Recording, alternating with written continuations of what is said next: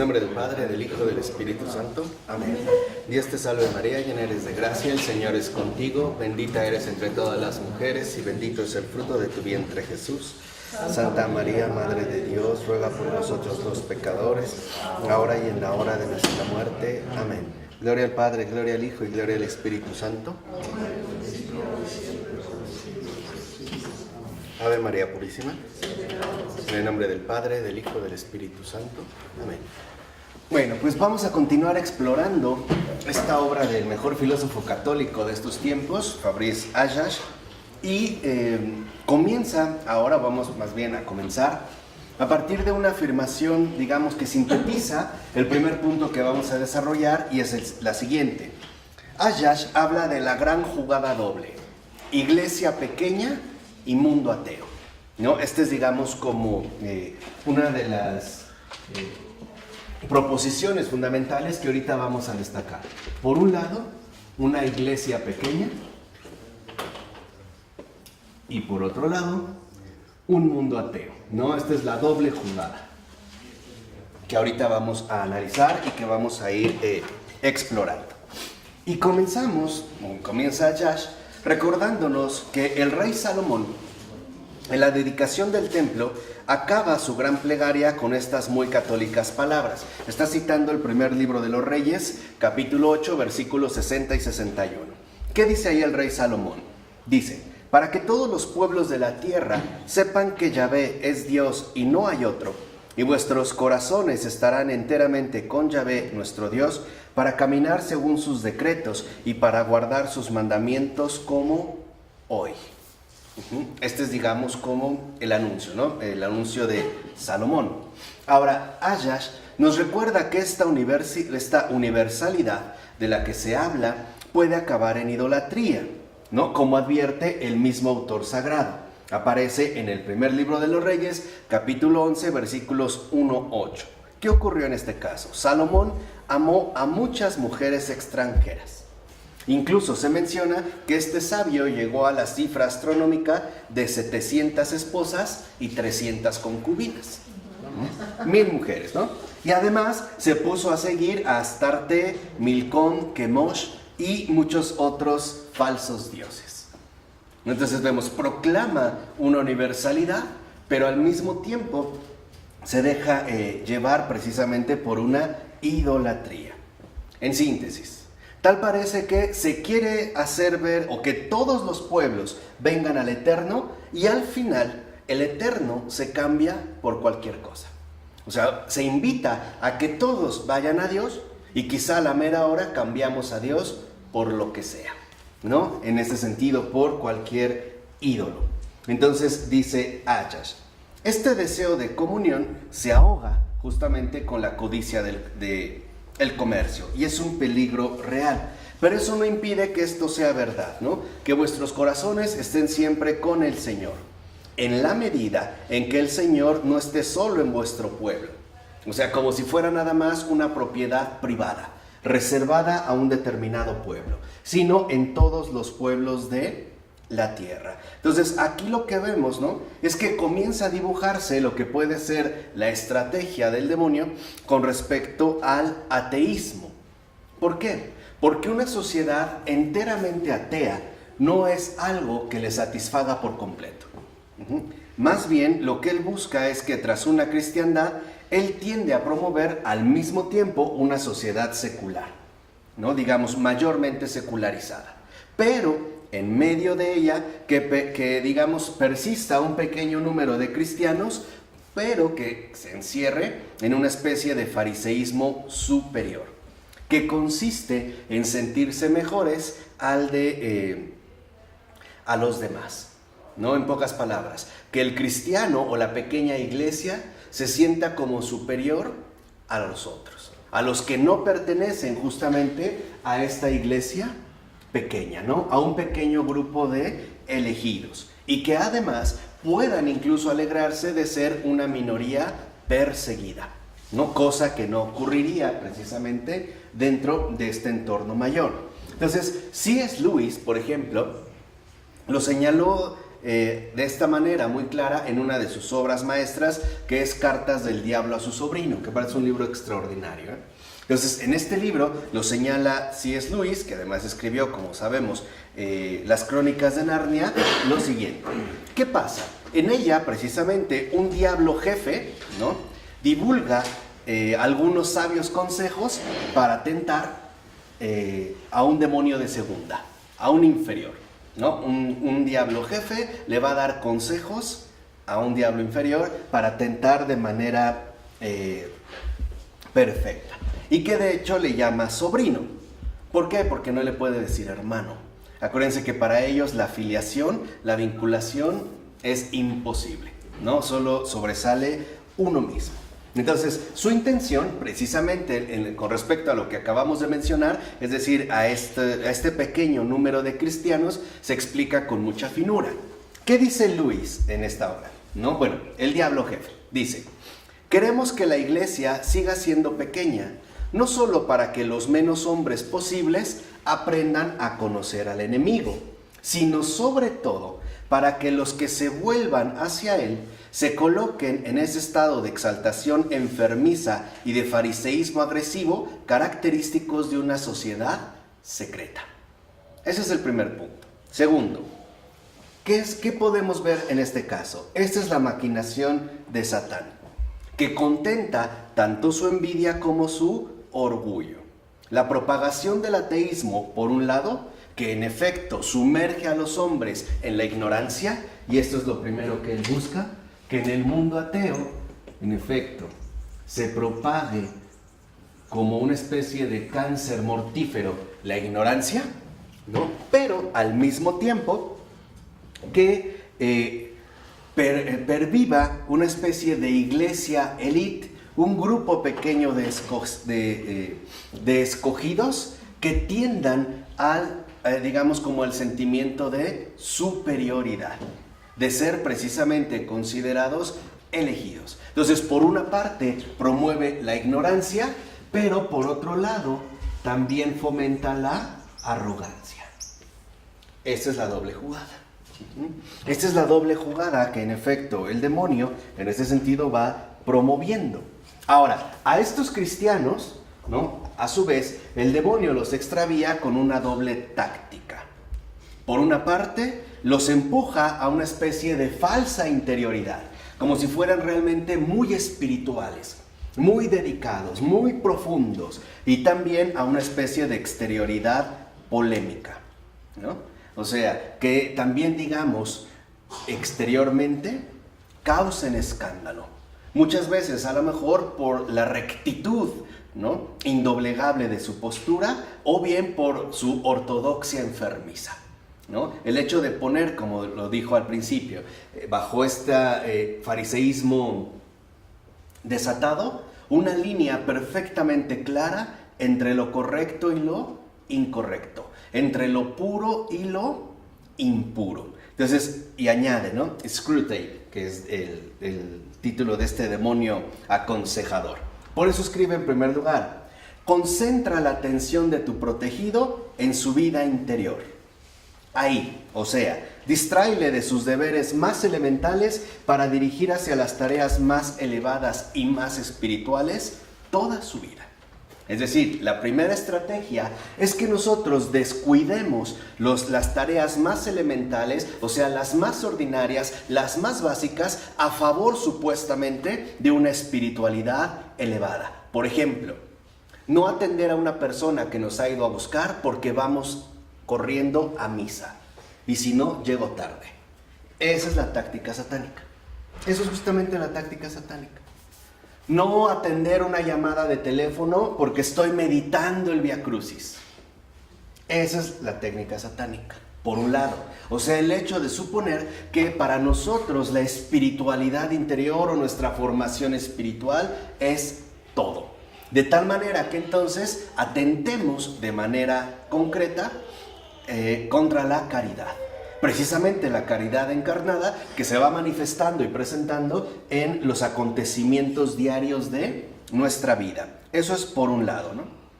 Por eso dice además, y llévalo hasta el punto de que pueda hacer su examen de conciencia durante una buena hora sin descubrir ni una sola de sus culpas, que además saltan a la vista de aquellos que hayan vivido con él o que hayan trabajado en su misma oficina.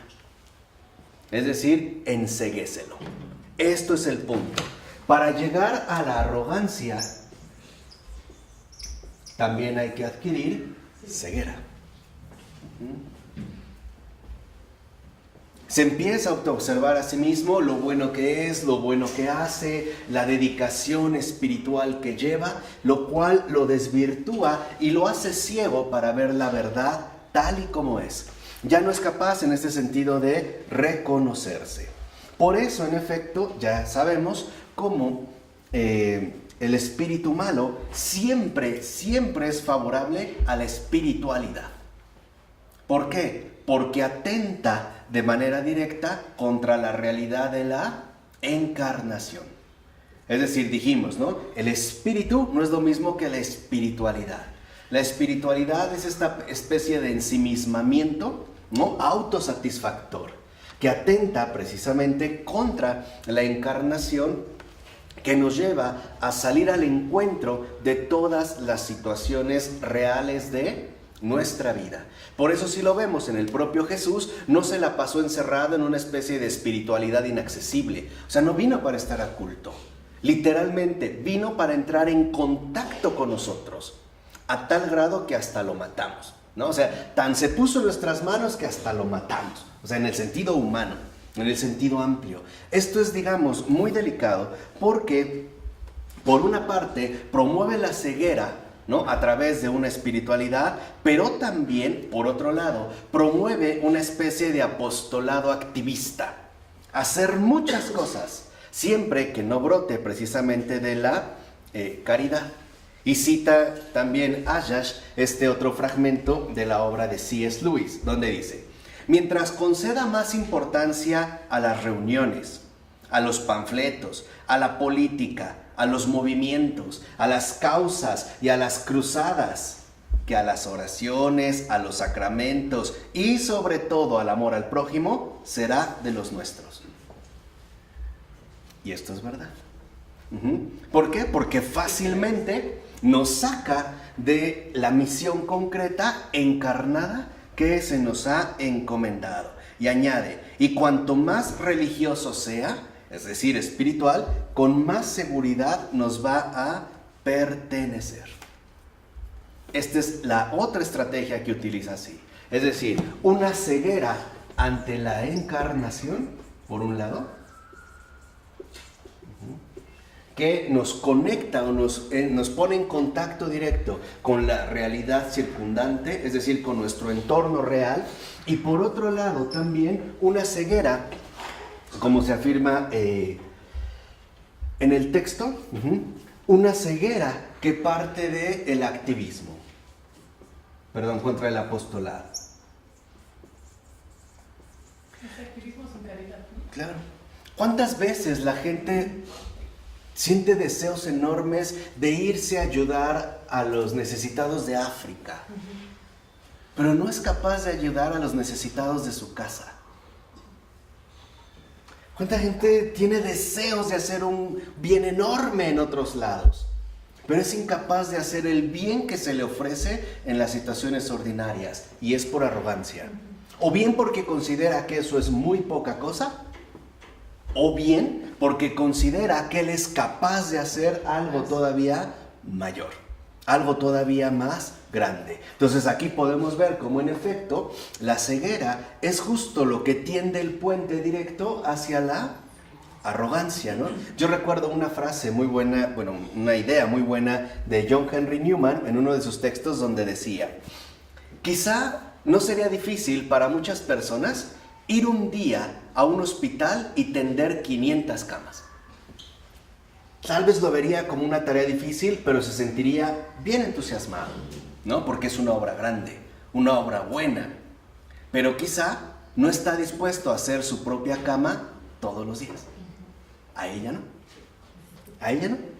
¿Por qué? Porque en efecto nuestros criterios de valoración suelen ser completamente distintos. En pocas palabras, a quedar en la arrogancia y en la ceguera hacia la encarnación y la ceguera hacia el apostolado, convirtiéndolo en un mero activismo, entonces se empieza a cocinar un cristianismo a la carta, ¿no? Ahora el cristianismo se va a convertir en algo a nuestro propio gusto. Y sí, en el propio texto se habla de cristianismo ¿no? Es, digamos, lo que menciona justamente Lewis en este texto. Un cristianismo o sea, un cristianismo conjuntivo, por ejemplo. Le dice Screwtape, ya me entiendes, ¿no? El cristianismo y la crisis. El cristianismo y la nueva psicología.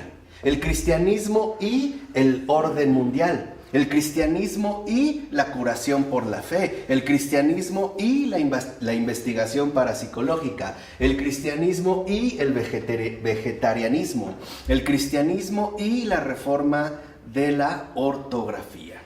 En pocas palabras, ahora el cristianismo termina diluido en una mera moda, una idea de moda. El cristianismo, como dijimos, se tiene que hacer a nuestro propio gusto. ¿Por qué? ¿Por qué es tan importante ese I? ¿Por qué es tan importante la ceguera con respecto a la encarnación y al apostolado? Sobre todo porque esto nos quita de la vista, nos aparta de nuestra mirada el misterio de la gracia. Y esto es lo fundamental. O sea, esta ceguera precisamente anula el misterio de la gracia. Por eso es la estrategia. Por eso pareciera que siempre tenemos más prioridades, ¿no? Es curioso cómo nos podemos volver incluso tan sensibles para percibir el sufrimiento en la calle, pero no somos capaces de percibir el sufrimiento de la gente que nos rodea. Ahí no. O sea, eso como que en este sentido no sería relevante, sino lo que busca precisamente es que el cristianismo se transforme en el cumplimiento de un mero capricho. Ahora justamente, ¿no? Esta iglesia pequeña se tiene que conformar según los propios caprichos. Y nada mejor para ello que ya sea formando una gran iglesia del mundo, ¿no?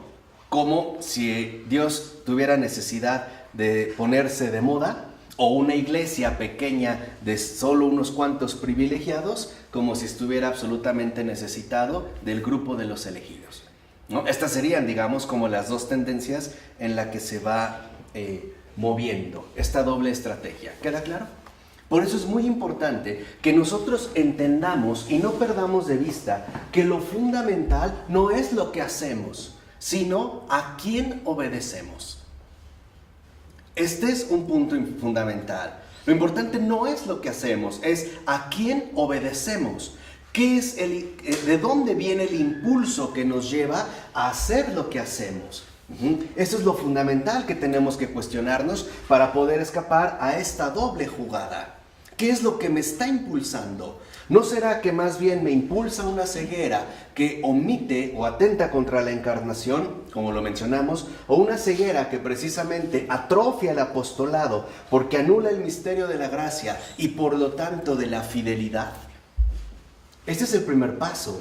O sea, lo que importa, no, vuelvo a repetir, no es lo que hacemos, sino a quién estamos obedeciendo. Quizás sea que por muy buenas que parezcan las obras que realizamos, quizá estén más bien motivadas por uno mismo. Por eso decía el Padre Pío, aunque un hombre, una persona, realizara una obra extraordinaria, por ejemplo, construyendo un hospital para 100,000 pacientes con el equipo más avanzado y con la mejor atención del mundo, si no es la voluntad de Dios, no sirve para nada. Sería justamente un mero distractor. ¿De acuerdo? Esto nos conecta, dentro de este capricho, con las bienaventuranzas del infierno. Es decir, ¿qué es lo que busca el demonio con todo esto? Como dice Ayash, una misericordia pirateada, adulterada. una misericordia pirateada, ¿no? Y que están convencidos, como ya lo hemos dicho, de que esa es lo mejor. Recuerden, por ejemplo, que en efecto, ¿no?, los demonios se instalan en el alma barrida y ordenada. 7 más 1 son 8. Ese es el número de sus bienaventuranzas. 7 más 1, 8. ¿Cuáles son? Y dice Ayash, ¿no? Dice, me imagino su parodia. Por ejemplo, primera bienaventuranza demoníaca. Bienaventurados los ricos de su propio espíritu, porque de ellos son los principados de este mundo. Y sí es cierto. Segunda bienaventuranza. Bienaventurados los duros, porque poseerán la tierra conquistada. Obviamente por propio esfuerzo. Tercera bienaventuranza. Bienaventurados los que lloran, siempre que digan que el malo es el otro. También. Cuarta bienaventuranza. Bienaventurados los que tienen hambre y sed de su propia justicia, porque siempre sabrán reivindicar. Como lo que me dijiste. Quinta bienaventuranza. Bienaventurados los misericordiosos, porque practicarán la eutanasia. Sexta bienaventuranza. Bienaventurados los corazones que se sienten puros, porque verán al diablo.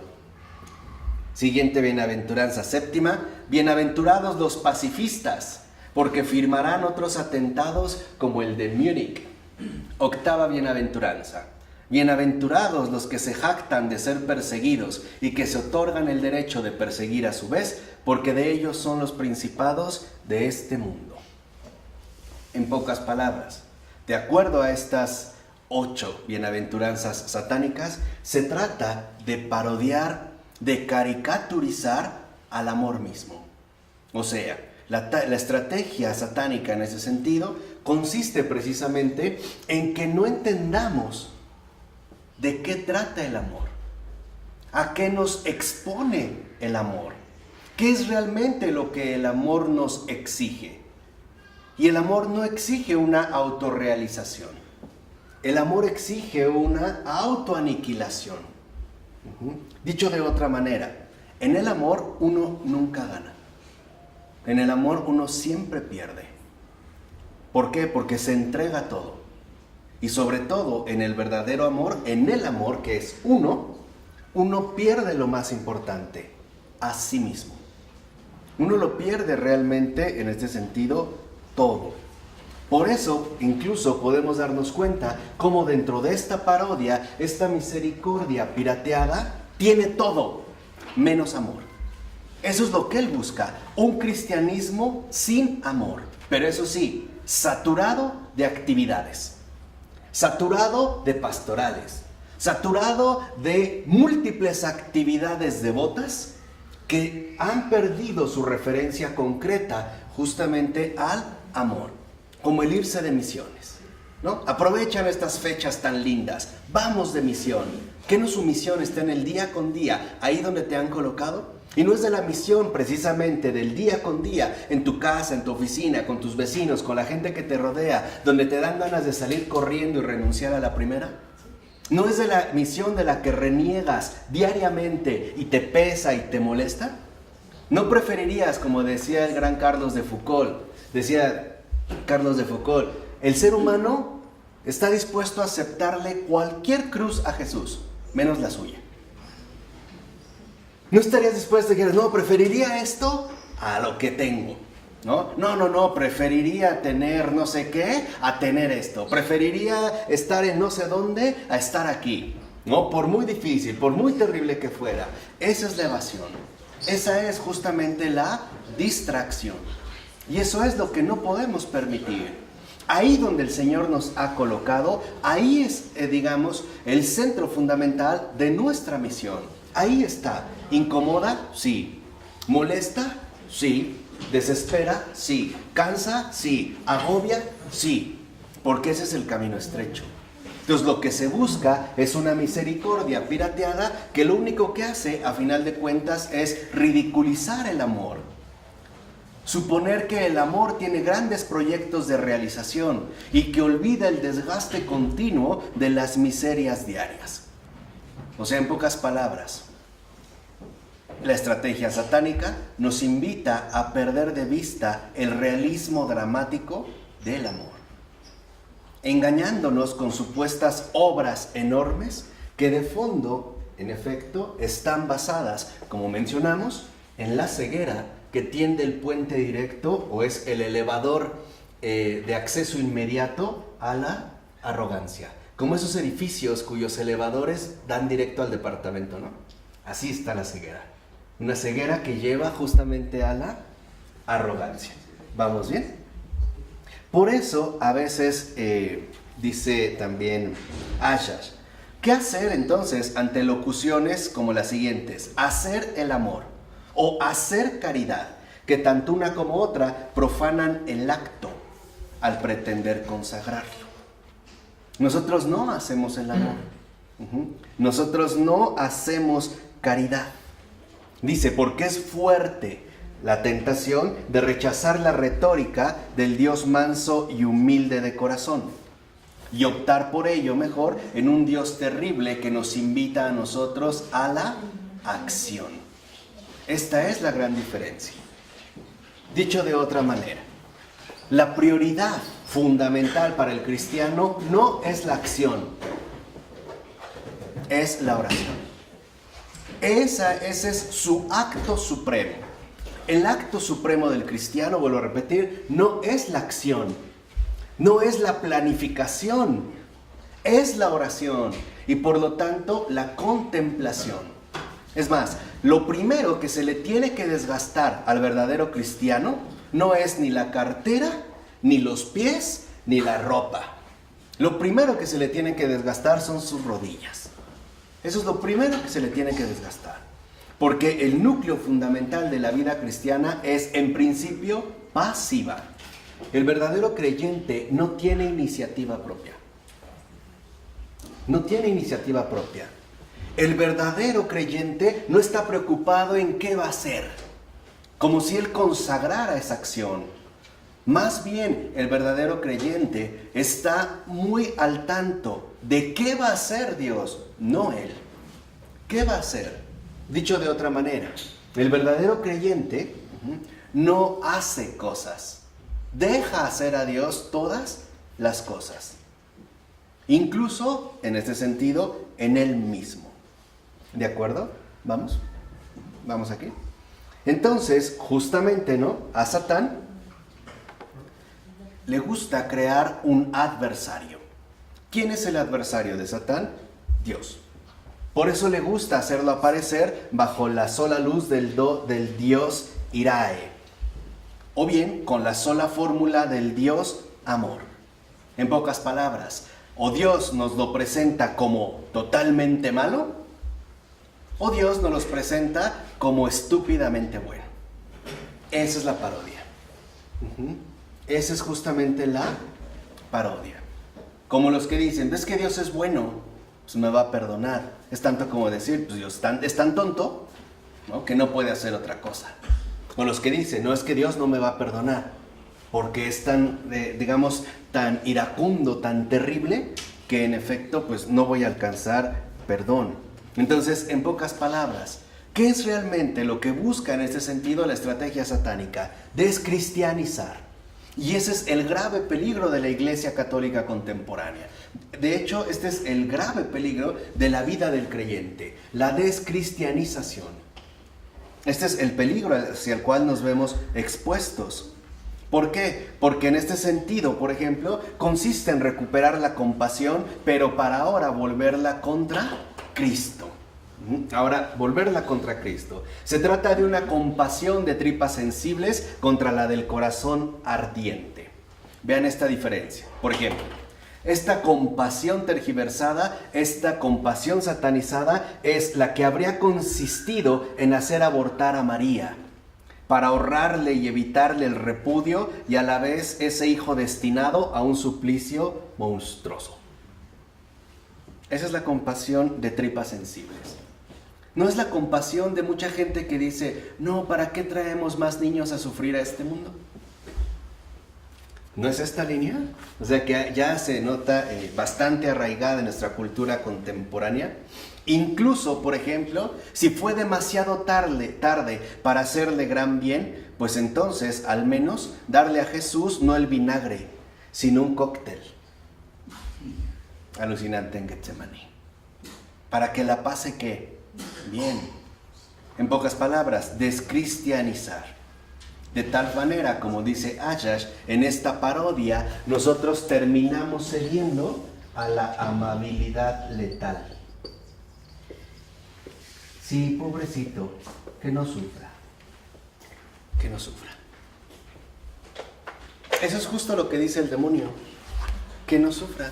Se lo dijo en su cara a Jesús, ¿no? Si eres el verdadero Hijo de Dios, bájate de esa cruz.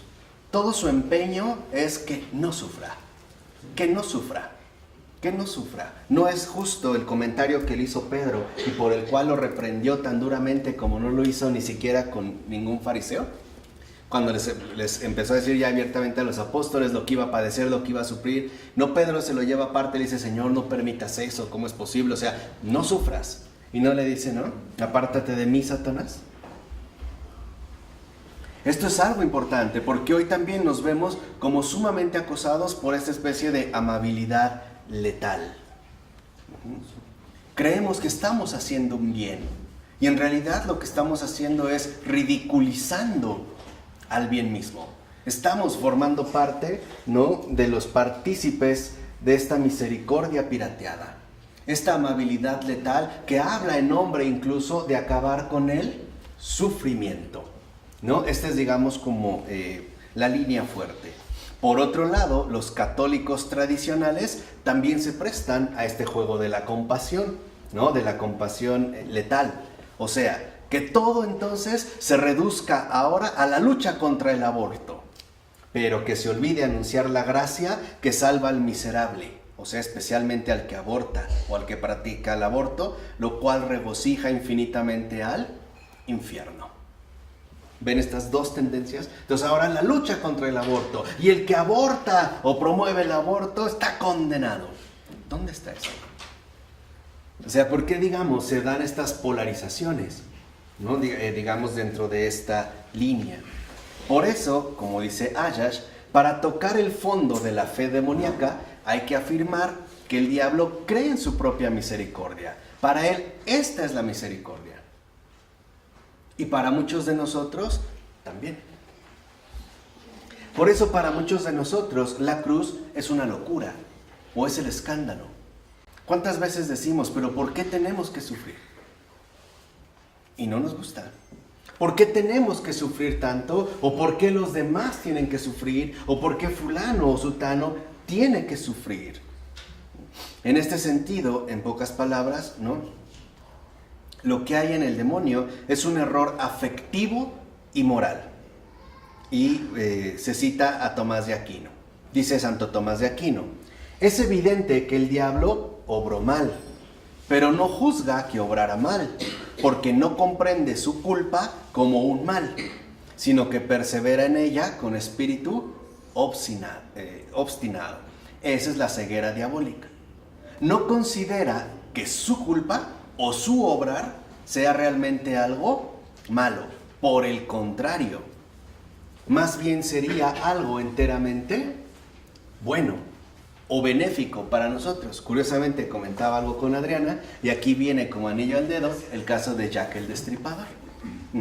Quizá hemos escuchado de alguna forma el caso de Jack el Destripador y nunca lo pudieron agarrar. De hecho no saben si era uno o varios, pero lo que sí se conservaron fueron notas escritas que dejaba en sus víctimas. En una de ellas, una de las más llamativas, decía básicamente Jack el Destripador lo siguiente: ¿por qué me persiguen? ¿No tendrían más bien que estar agradecidos conmigo? ¿Qué no se dan cuenta de lo que realmente estoy haciendo?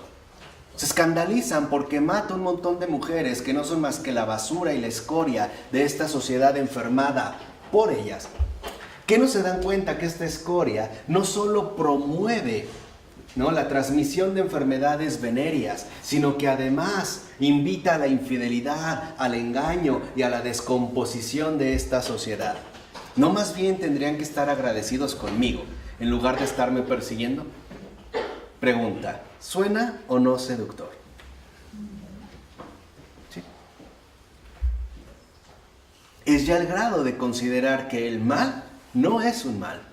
Al contrario, que lo que hicimos es un bien. Como dice Santo Tomás de Aquino, es evidente que el diablo obra mal, pero no juzga que obra mal, porque no comprende su culpa como un mal.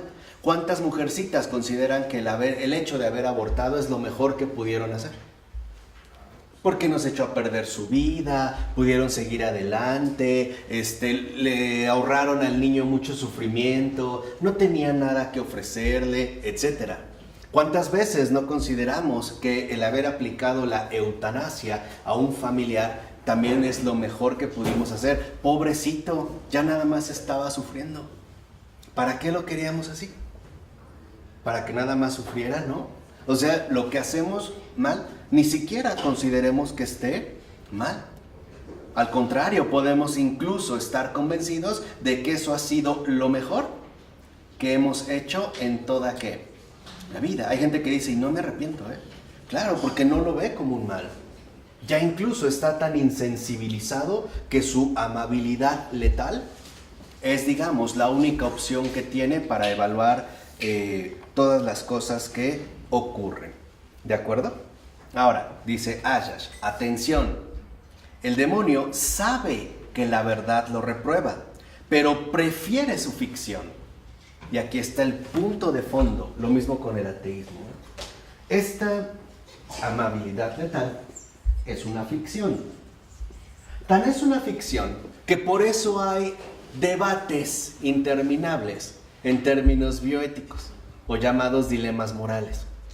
Para unos está bien, para otros no está bien. Ahí se ve que la cosa no es evidente, que no es la verdad. Cuando la verdad aparece, nadie discute. Por ejemplo, pongamos un caso. Si ahorita en este preciso instante a mí me diera un paro cardíaco fulminante, no hay duda, morí. ¿Cierto o no? Sí, o sea, no hay duda. Pero si en este instante me diera un derrame cerebral terrible, ¿todos estarían seguros que morí? No. Tal vez unos sí, otros no. Ahí la cosa no es evidente.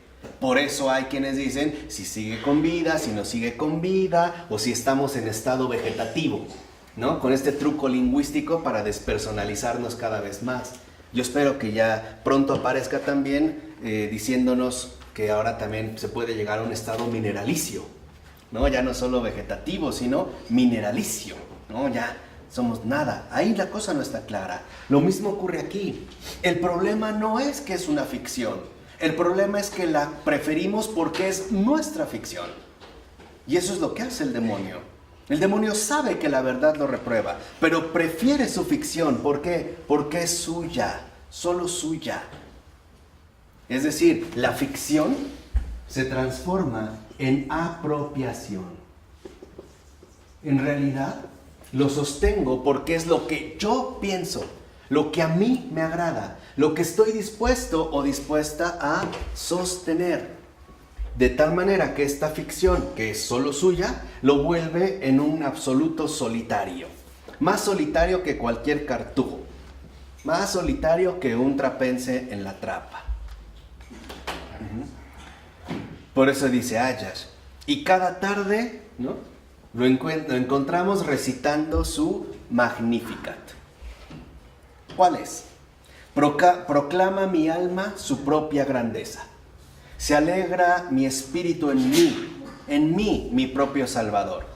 Porque me he erigido como mi propio dueño.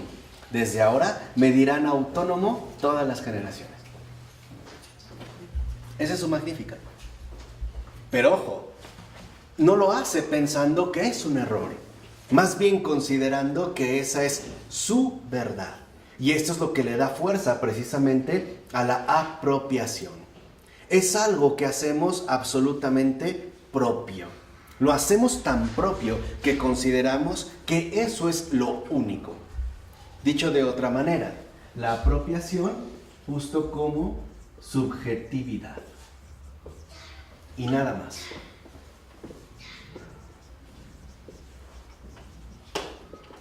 Hoy ya no se habla de subjetividad, pero nos encanta hablar de autonomía. Es mi derecho.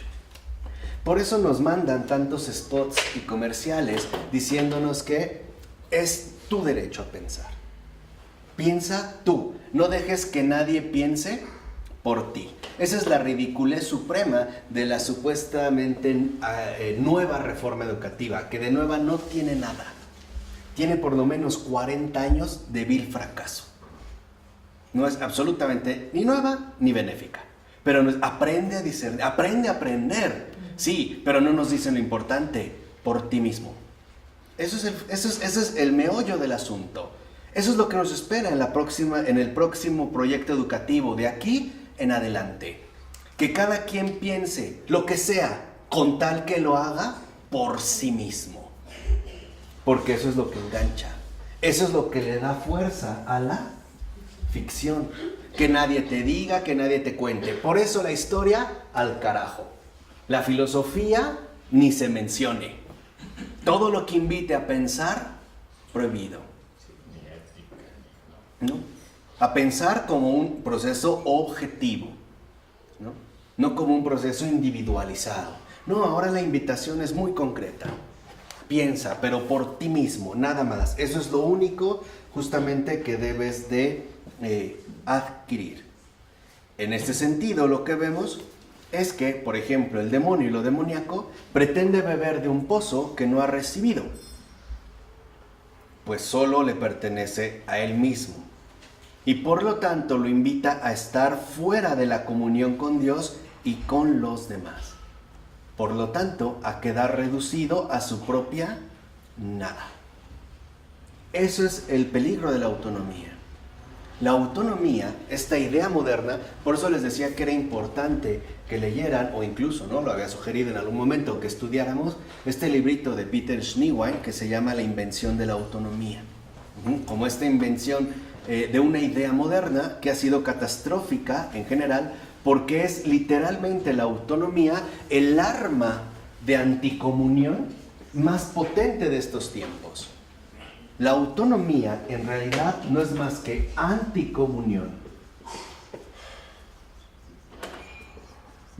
En todos los sentidos, no solo con Dios, con uno mismo, con los demás, con todo lo circundante.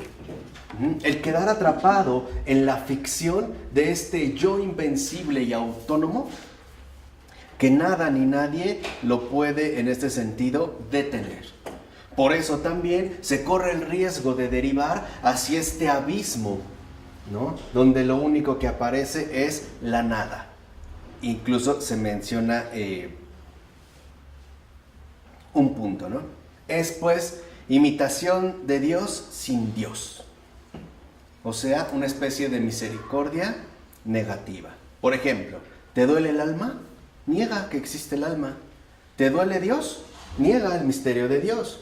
¿Te duele el sufrimiento? ¿Te duele el mal? Niega que se trate de un mal. Mejor que la distinción entre el trigo bueno y la cizaña, que aguardan hasta la cosecha celeste, se arrasa con todo gratuitamente, como si no hubiera trigo.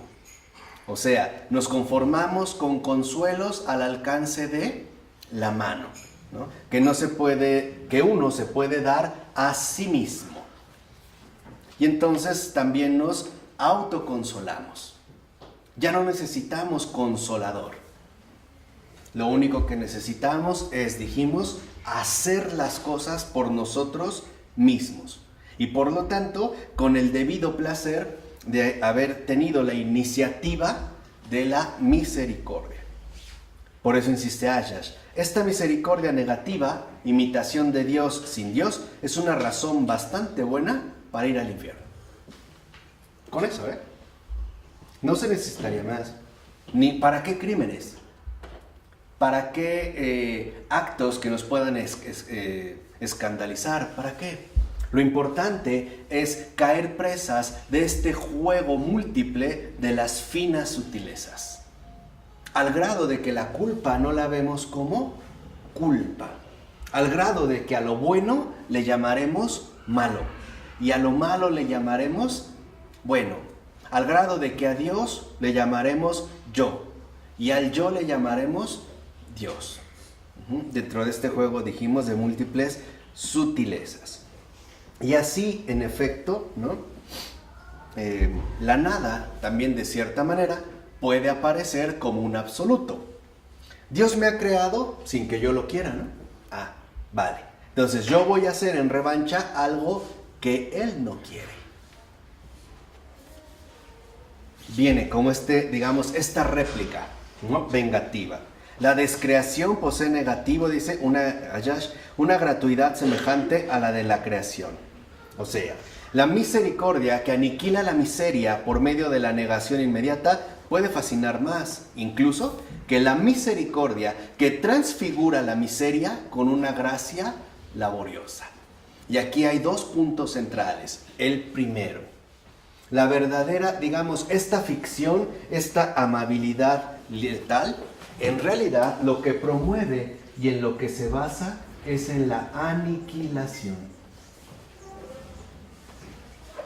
Estás sufriendo, mátalo.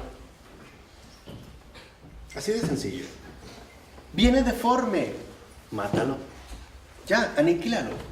Realmente se basa en la aniquilación, ¿no? Y aparte, mientras más rápida y radical sea esta aniquilación, mejor. Obviamente viene endulzada para que nos resulte muy apetecible con la dulzura de la ausencia de sufrimiento, es decir, indoloro. Sí, pues nada más que te inyecten y te quedas dormido, mira, sin dolor, sin sufrir, sin nada, ¿no? Claro, ese es como un buen aderezo, ¿no? Que sea indoloro ya nos resulta hoy en día sumamente atractivo. Por el contrario, la verdadera misericordia asume una labor, una gracia laboriosa que es literalmente transfiguradora, pero de manera real. Y por lo tanto involucra tanto trabajo como esfuerzo, de ambas partes, tanto del creador como de la criatura. Así, por ejemplo, vemos que en relación a la cruz que conduce a la alegría, mejor podemos hablar de una buena bala en la cabeza, un amable bálsamo en el corazón, incluso parece algo todavía preferible, ¿vale? Entonces aquí lo que vemos es que estemos absolutamente seguros de nosotros mismos. Esto es lo que nos lleva a sostener esta amabilidad letal. A la ficción que sabemos no estamos ahí porque es ficción, sino porque es nuestra ficción. Es justamente a lo que queremos aferrarnos. Es justamente aquello a lo que no estamos dispuestos a renunciar. ¿Por qué? Porque es mi ficción. Esa es mi idea. Eso es justamente, ¿no?, mi proyecto. Ese es precisamente, ¿no?, lo que yo quiero sostener, cueste lo que cueste. ¿Vale? ¿Vamos? Déjenme borrar para que podamos dar paso ya a la tercera parte. ¿Ok? Déjenme borrar. Esta tercera parte es la última parte de este texto de Ayash, de la fe de los demonios. Y lleva como subtítulo Sol de Satán y Noche de la Fe. Y entre paréntesis, o de lo que no tienen los demonios: la carne, la muerte, la gracia.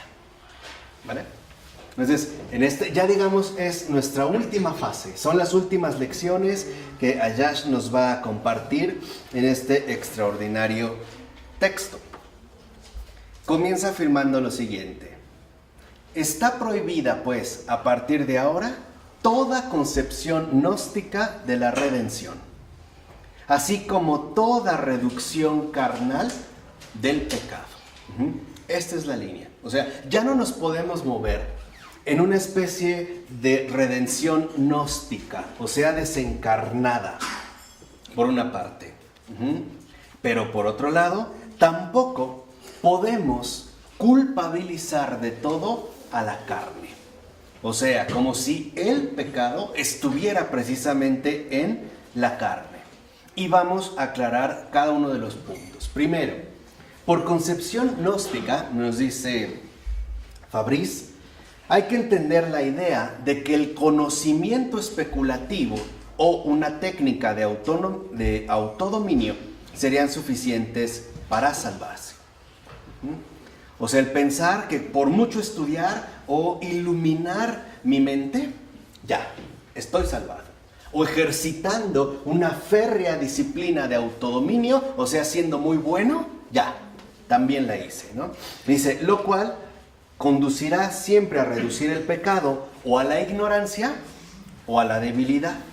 O dicho de una manera más breve, lo cual va a conducir, a final de cuentas, el pecado a nuestra condición carnal. O sea, ojo, primer punto fundamental, nada ya de estar igualando o identificando pecado con carne. Ahorita vamos a ir entendiendo por qué. Incluso nos menciona Ayas. Esta visión de las cosas, o sea, de que nuestro cuerpo, nuestra condición carnal, nuestra materialidad humana, ¿no?, es el pecado, dice, esta visión contaminó el pensamiento cristiano a partir del estoicismo o a través del estoicismo. O sea, en pocas palabras, esto es pagano. Eso no es cristiano. El considerar que la materialidad, el cuerpo, la carne humana es la sede de las debilidades y todo lo despreciable que puede haber en un ser humano, eso es pagano. Eso no es cristiano. Y ya se los había dicho hace mucho tiempo. Romper ya con esa idea falsa, con ese error sutil. ¿Por qué? Porque en este caso, por ejemplo, se nos invitaba a través, por ejemplo, del estoicismo, a ser dueño de uno mismo. No dejarse sofocar por las pasiones de la carne y las representaciones erróneas del espíritu. Entonces, esa sería la única vía de salvación. O sea, doblegando la carne, ¿no?, la impureza de la carne y elevando la mente, ¿no?, elevando el espíritu hacia los conocimientos superiores. Eso es lo pagano. Por eso esta expresión tan nefasta de que el cuerpo es la cárcel del alma es pagana y pertenece a Platón. Justamente la idea es que el cuerpo es lo que nos estorba para alcanzar la iluminación perfecta. En este caso, el eidos, este mundo, ¿no?, de eternidad donde el cuerpo definitivamente no tiene cabida. Y el cuerpo termina siendo entonces ya no una bendición, sino una maldición, ¿vale? Dentro de esta línea. ¿Vamos bien? Ahora, no olvidemos, el demonio no tiene pasiones que desvíen su voluntad, ni representaciones que falseen su inteligencia. El demonio es absoluto dueño de sí mismo. Nunca ha buscado nada que no dependa exclusivamente de él, ¿no? Por decirlo así, el demonio es autonomía. Ahora, en cuanto a nosotros, es cierto, la mayor parte de nuestras andanzas humanas proceden o de la ignorancia o de la debilidad, sí es cierto, pero ignorancia y debilidad no alcanzan lo demoníaco puro. Hay algo más allá. Y es esto justamente en lo que vamos a indagar a partir de este momento. Les pido que pongan mucha atención. Por ejemplo, escuchamos en el Evangelio de Marcos, capítulo 14, versículo 38, que el espíritu está pronto, pero la carne es débil. Que muchos hemos utilizado en sentido totalmente erróneo y equivocado.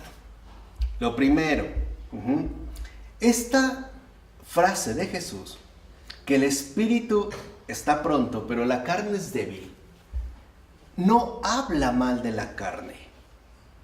Al contrario, nos pone al descubierto, nos advierte de un pecado puramente espiritual. Es decir, nosotros lo leemos como si hablara mal de la carne. ¿No es cierto? Nos está previniendo de un pecado puramente espiritual. Por ejemplo, la prontitud del espíritu, su agilidad del espíritu puro, le da la posibilidad de cometer culpas sin error. de echarse completamente en brazos de un mal que él toma como su bien. O sea, reducir toda culpa a la ignorancia y a la debilidad es no ver la raíz de la culpa que mata. Caer, en pocas palabras, en el desprecio de la carne es finalmente incurrir en el desprecio de la caridad. Por eso se buscó, o lo que el demonio busca, es que nosotros, como él, rechacemos ¿qué? Carne. Ya dijimos, él no tiene carne. Nada, ni un gramo de materia. Él no tiene bajas pasiones. Él no es un fornicador. ¿De dónde sacan esta idea tonta de que Satanás tiene ahí como su tuburio, ¿no? De demonias excitantes y voluptuosas que lo excitan? ¿De dónde? ¿De dónde? No es así. No tiene ni un solo gramo de materia. Esta insinuación de que el pecado está en la carne es demoníaca. Porque él también considera que lo peor que tenemos es la ¿qué? La carne, porque no somos como él. Es decir, espíritu puro. Renegar de la carne es renegar de aquello que de aquello que en efecto nos define más radicalmente en nuestra realidad humanamente concreta. Eso es el primer paso. Y esta es, digamos, como la línea en la que a veces nosotros vamos. Si despreciamos la carne, entonces, por ejemplo, el homicidio pierde importancia. Si lo importante es el alma, entonces el suicidio puede incluso aparecer, como los estoicos, como un acto heroico y noble. Piensen, por ejemplo, en los estoicos, ¿no? Que tratan de combatir tanto la debilidad con la disciplina como la ignorancia a través del estudio, como un Séneca, por mencionar un caso destacado, al verse ya superado por las circunstancias que le rodean, se suicida. Claro, ¿qué mal se está cometiendo? Ninguno. ¿Contra qué estoy atentando? Contra esta basura podrida que llamamos carne, el cuerpo. ¿Y entonces qué pasa con el aborto? Se legaliza. Igual. Claro, no está ocurriendo nada, ¿no? Si la carne es despreciada, pues entonces atentar contra la carne no tiene nada de malo. ¿Y entonces qué pasa con el maltrato a los indefensos, a los discapacitados, a los enfermos mentales? O sea, a todos aquellos que, por ejemplo, Santa Teresa de Calcuta recogió.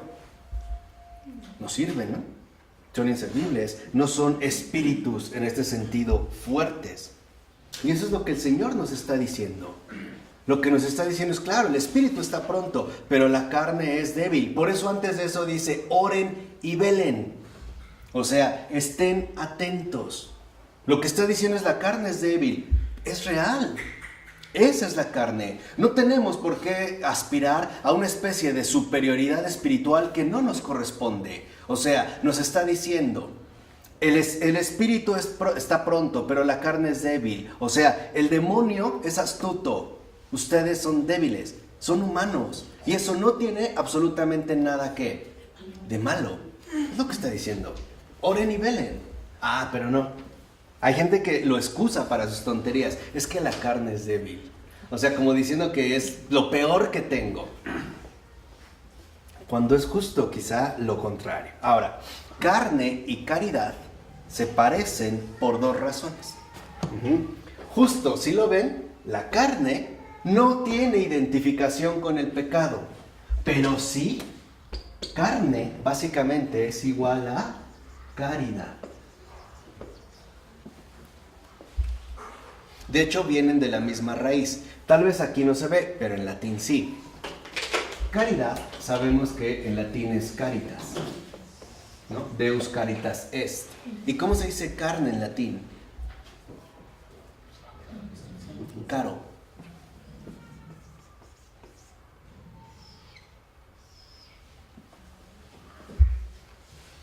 Carne y caridad poseen la misma raíz. ¿Y corazón?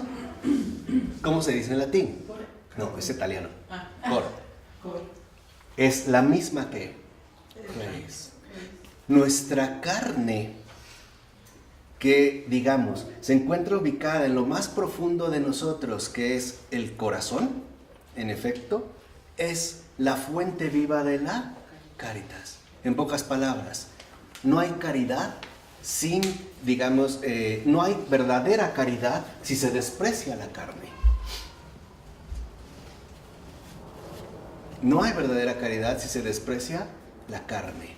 Al contrario, solo a través de acoger la carne es como uno, en efecto, puede realizar la caridad. Entonces, más bien la relación profunda es entre la carne y la caridad. Primero, fíjense, por una parte, dijimos, ¿no? Carne y caridad se parecen por dos razones. Primera, amar. Amar como ser carnal es tener un punto débil, experimentar cierta dependencia y por lo tanto ser vulnerable. Por ejemplo, a la caricia de otro. Soy vulnerable a ese contacto o a ese toque, ¿o no? Incluso puedo ser vulnerable ante su cercanía. Puedo reaccionar sin querer, a lo mejor masculinamente a través de una erección. No lo puedo controlar. Soy vulnerable, ¿no? Por más que quiera, a lo mejor como jovencito no lo puedo decir aquí, lo estoy imaginando de manera muy graciosa, pero lo podrán imaginar, ¿no? Que no me pase, que no me pase, que no me pase, etcétera, etcétera. No puedo.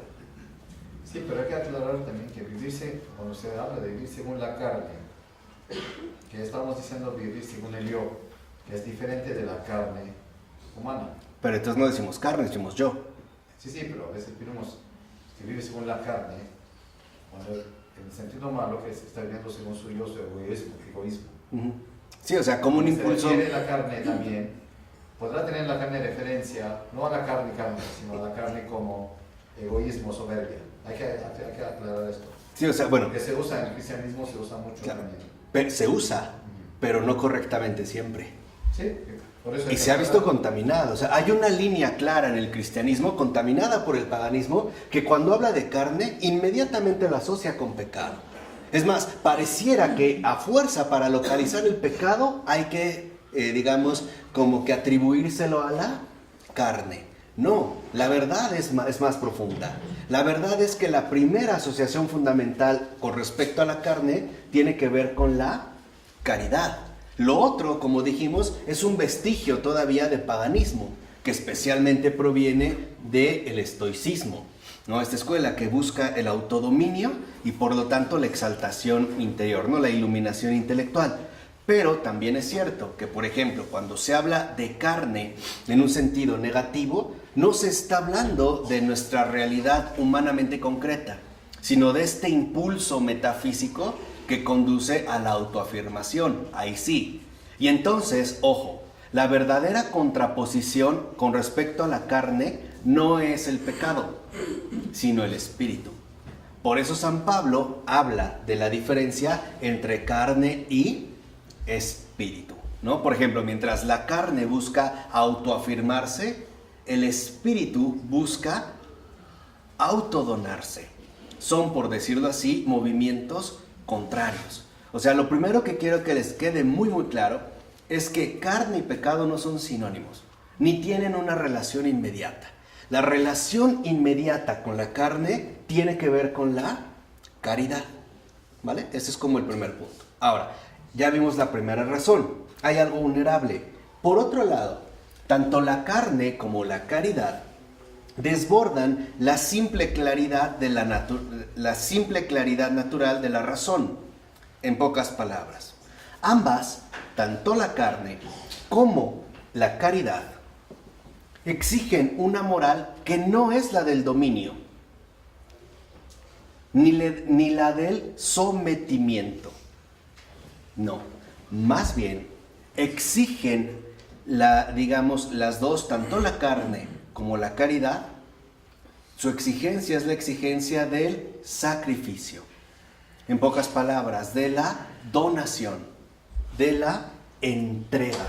Por eso, por ejemplo, en una expresión usual, bastante entendible, le puedo decir a otra persona, te doy mi corazón. Y entendemos qué estamos diciendo. Nadie dice, te doy mi cerebro. ¿Eso para qué me sirve? Ya ven, ya quedó clarísimo.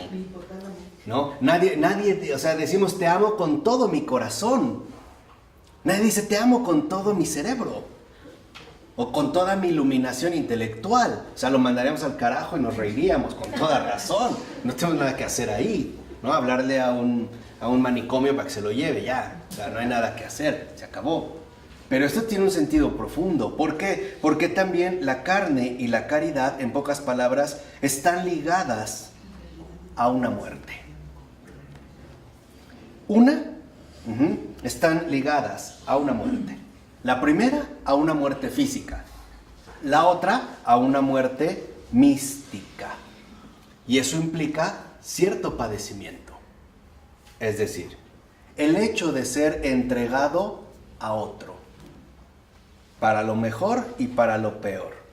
Y por lo tanto de pasar en nuestra condición terrestre por una prueba.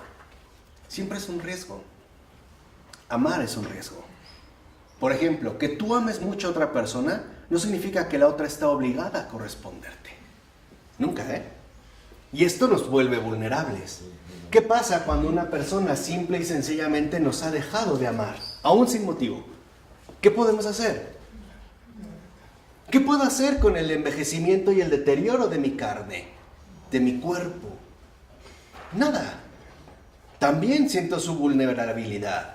Incluso, digamos, su propio deterioro. Es más, hasta su torpeza. No lo puedo controlar, no lo puedo obligar, no lo puedo dominar. ¿O sí?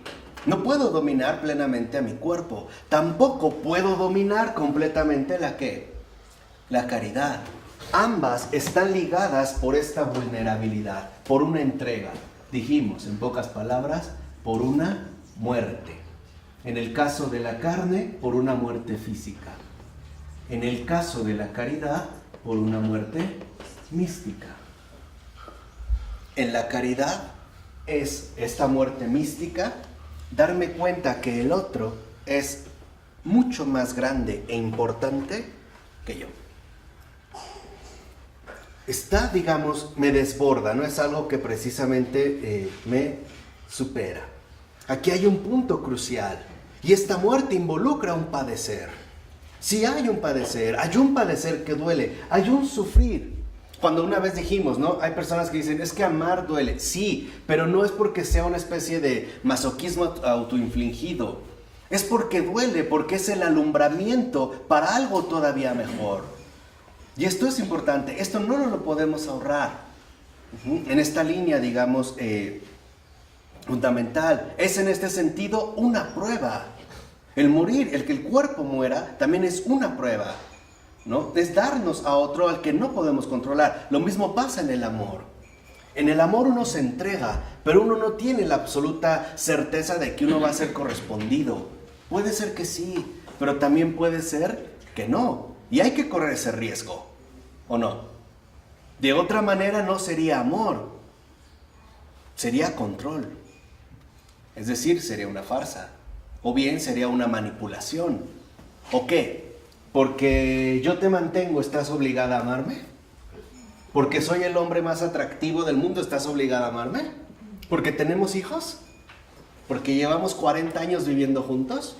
El amor no es una obligación. El amor es una donación. Y esa es la prueba.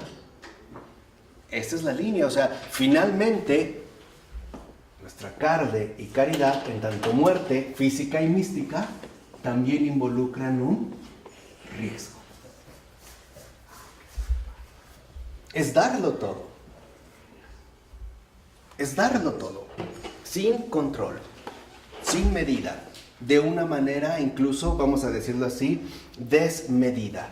Por eso no es casual que las filosofías paganas, ¿no?, caen a una tentación donde nos proponen una consolación que por sí misma nos haga eludir precisamente esa prueba. Por ejemplo, allí donde San Pablo habla de gemidos y por lo tanto de padecimiento, etc., las filosofías paganas hablan de ataraxia. Es decir, pare de sufrir. Contrólese, domínese, cortemos las emociones. Y como estas están ligadas a lo que no puedo controlar, como es la carne, el cuerpo, pues entonces vamos a denigrar por completo el cuerpo. Allí donde Cristo pide coger la propia cruz para un gozo desgarrador, las espiritualidades paganas, humanas, ordenan borrar la angustia con un contentamiento perfecto. Es decir, todo bajo control. Todo. Sin este riesgo concreto. Y por eso dice Fabrice Ayash, por eso estas filosofías paganas siempre coquetean con el pecado del acto, que no consiste en haber fracasado en la prueba. No, porque entonces Dios vendría a rescatar, sino haberla rechazado, pura y solitariamente. Haberla rechazado por completo. ¿Por qué? Porque la autonomía le pareció preferible a la comunión. Y eso es lo fundamental. La carne, el cuerpo, nuestra realidad humana material, si lo quieren ver así, siempre apunta a la comunión. Se tiene que dar, ya sea a otra persona o a través del servicio. Por ejemplo, una persona que no está casada, también su cuerpo está al servicio de los demás, ¿o no? Lo quiera o no lo quiera, el cuerpo no vive para sí mismo. El cuerpo se desgasta, la caridad igual. La caridad, lo que les decía, el amor no vive para sí mismo. Ambas se entregan, ambas se donan, ambas literalmente se dan. Y al darse, padecen una muerte. En el caso de la carne, una muerte física. En el caso de la caridad, una muerte mística. Es un riesgo, pero es un riesgo de resurrección. Pero con padecimiento. No por eso se habla de compadecer. ¿O no? ¿O nosotros de verdad pensamos llegar a la resurrección sin padecer esta muerte? Tanto física como mística. No vamos a poder. De verdad no se puede. No podemos brincar de caballito la cruz, el madero, como si fuera un obstáculo ecuestre, gracias, esa era la palabra, es un obstáculo ecuestre para llegar de lleno a la pachanga de la resurrección. No es cierto. Por eso el Señor nos los dijo y nos lo dijo muy claramente: nadie va al Padre si no es por mí. E ir por Él, e ir al Padre por Él, es hacerlo con Él. Con Él, o sea, literalmente una vez les dije, ¿no? La cruz es la cerradura que abre la puerta. Y para entrar allá, hay que entrar así. No, hay que entrar crucificado, no hay otra línea. Y nosotros a veces caemos en la tentación en suponer que no, que este riesgo apunta, en pocas palabras, a la comunión, a lo que escapa. Apunta a la comunión, es decir, a lo que escapa a mi propio control. Dicho de otra manera, carne y caridad precisamente se parecen en que es una muerte que conduce al riesgo fundamental de la comunión. Por eso están vinculadas, por eso están precisamente tan cercanas. Es el riesgo fundamental de la comunión. Es decir, en el misterio de la resurrección.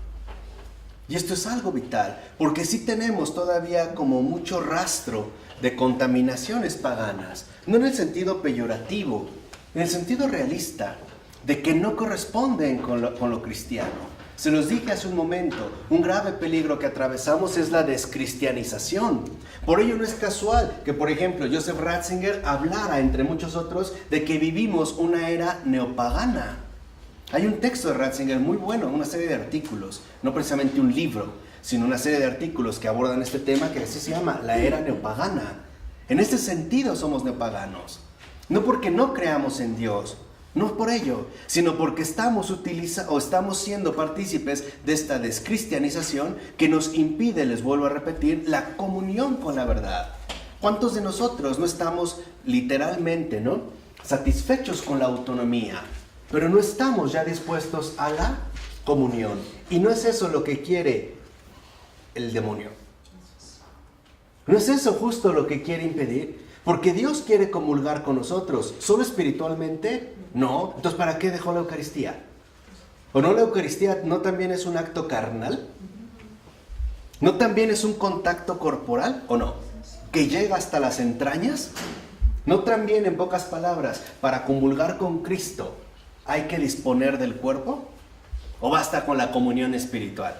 Eso es para casos de emergencia.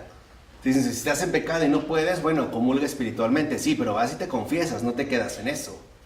Es como si yo me casara y le dijera a mi esposa, y ahora vamos a vivir intensamente nuestro lazo conyugal de manera tan espiritual que no nos volvemos a ver. Es ridículo. Eso es a lo que se nos quiere conducir. Porque obviamente si nosotros asociamos paganamente pecado con carne, rompemos con la vía que conduce a la comunión total. Eso es el riesgo mayor. Por eso, carne y caridad se parecen en que ambas conducen a un mismo fin: la comunión. ¿De acuerdo? Vamos a dejarlo esto. En nombre del Padre, del Hijo y del Espíritu Santo. Amén.